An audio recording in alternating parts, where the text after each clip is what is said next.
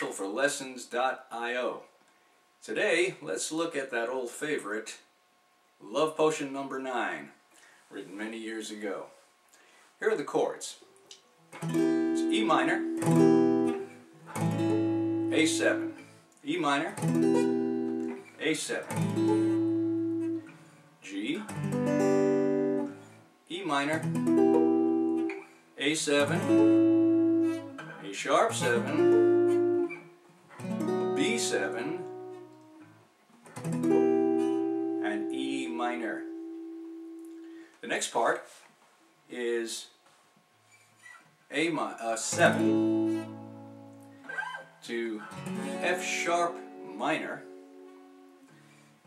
A7,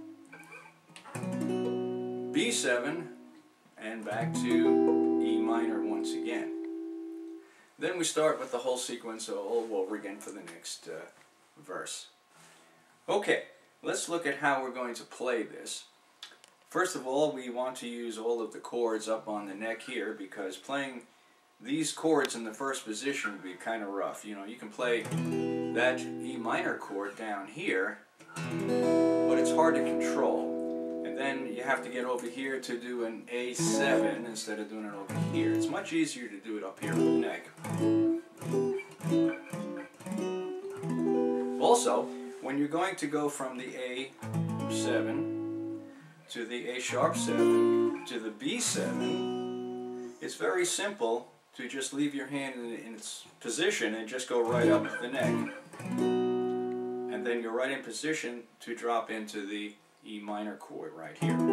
This is one of the advantages of knowing your bar chords on different parts of the neck.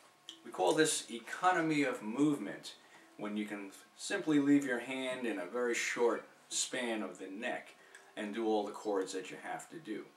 Every once in a while, of course, like in this song, you have to go to an F sharp minor chord, which can be done up here as well. But down here, it's got that nice bassy thing, right? Because this song is exciting. This song is telling us that there's a witch or a gypsy or something, and she's mixing up magic potions and whatever, and we want some drama in there, okay? So we want to choose the chords that will make this song sound like the lyrics are presenting, okay? So we're going to start off over here. Notice the strum.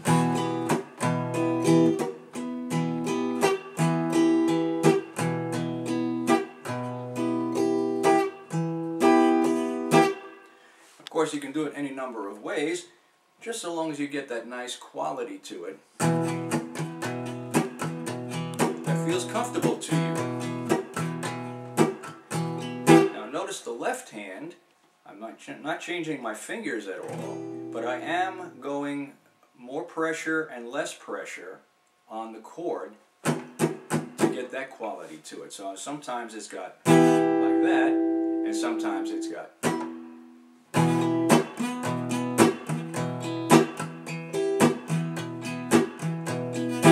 When we change chords, it'll be the same way.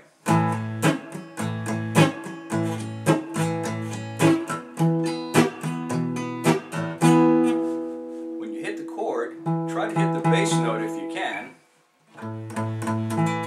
It sort of gives us an orientation for the singing, okay?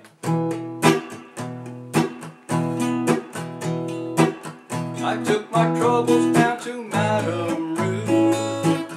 You know that gypsy with the gold cap tooth. She's got a pad down at 34th and Vine. 7 little bottles of Love Potion number 9. So let's look at the chords that we need here. We need an E minor, and we need an A7. Same thing again. Then we need a G7. Then we need an E minor. Then go back to our A7 and go half steps to that B B7, and then back to our starting chord, which is here. So everything is right in these two frets, so to speak, or two positions. And then every once in a while we're going to jump out in here and get a G or that F minor that I mentioned before. Okay? But everything is sort of like right around here. That makes it very easy to play, okay? Because you're right here. You don't have to worry about jumping all around the neck or changing your hand positions too much to play the song. Okay? So, let's get our hand position to start on that E minor chord, and then let's get the right hand set up to play. How are we going to do it?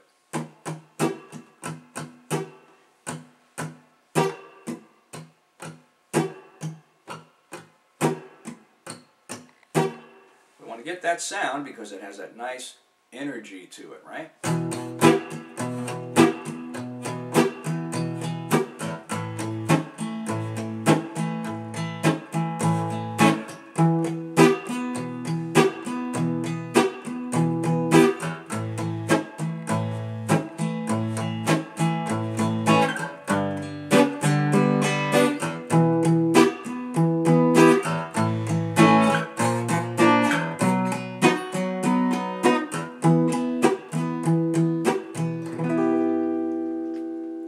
Break it down like this, it's pretty easy to do, and it's pretty easy sounding too, and it's fun to play. G, A, A sharp, B7, all those same hand position, right? Now notice that we're using 7th chords here, which means I'm taking that pinky off. That would be a B7 chord. If I take the pinky off, now I've got a B7. And that's what we want here, and that's what we want here. So, use those 7th chords because they sound good in these rock and roll songs, okay? And then in the E minor, probably an E minor is fine. If we took the pinky off here, that would be an E minor 7 chord, which is okay, optional. In rock and roll, when we play songs, we're usually putting a lot of energy into it anyway, so hearing subtle little 7ths or 9ths or whatever is probably not worth the effort, right? We're pounding on this guitar.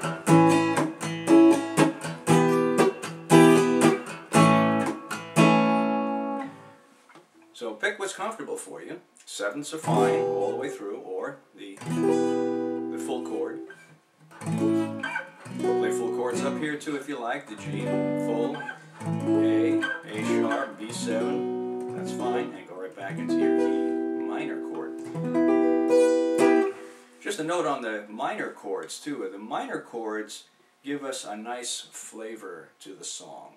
If I played an E chord there, wouldn't have as much tension as the minor chord, and that minor chord gives us that feeling that we're going into a dark tunnel or a big forest or something, and something exciting is going to happen, you know.